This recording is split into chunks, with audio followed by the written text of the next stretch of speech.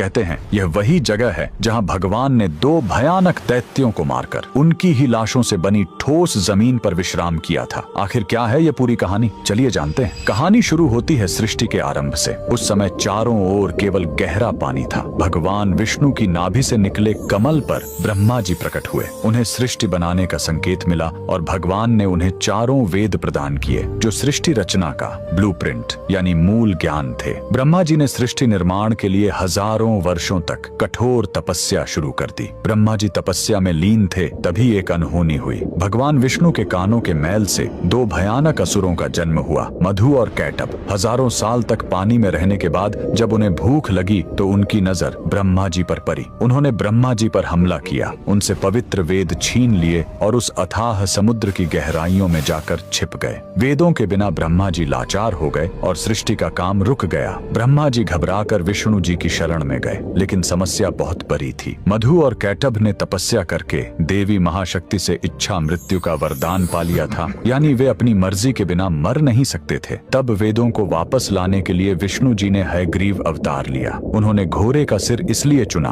ताकि उसकी तीक्ष्ण बुद्धि और सूंघने की शक्ति से वे समुद्र के उस घने अंधेरे में भी वेदों को खोज सके। भगवान हयग्रीव पानी के भीतर गए और असुरों से हजारों साल तक युद्ध किया, लेकिन वरदान के कारण वे मर ही नहीं रहे थे। अंत में भगवान ने अपनी माया से उन्हें मोहित किया और पूछा कि तुम्हारी मृत्यु कैसे होगी। असुरों ने अहंकार में शर्त रखी, हमें वहां मारो जहां पानी न हो, एकदम सूखी जगह। पूरी दुनिया में तो पानी ही पानी था। तब भगवान ने अपना विराट रूप धारण किया, अपनी विशाल जांघों को पानी से ऊपर उठाया और कहा, मेरी जांघें सूखी हैं, और वहीं उन दोनों का वध कर दिया। मरने के बाद उन विशालकाय दैत्यों के शरीर से जो भारी मेद यानी चर्बी निकली वो जम गई और उसी से यह ठोस धरती बनी। इसीलिए पृथ्वी को मेदिनी कहते हैं। युद्ध के बाद थके हुए भगवान हयग्रीव ने इसी नई बनी जमीन पर असम के मणिकूट पर्वत पर विश्राम किया। उन्होंने वेद ब्रह्मा जी को लौटाए और ज्ञान की पुनः स्थापना की। इसीलिए हयग्रीव भगवान को आज भी बुद्धि और तर्क का देवता माना जाता है। कमेंट में जय श्री हरि जरूर लिखें।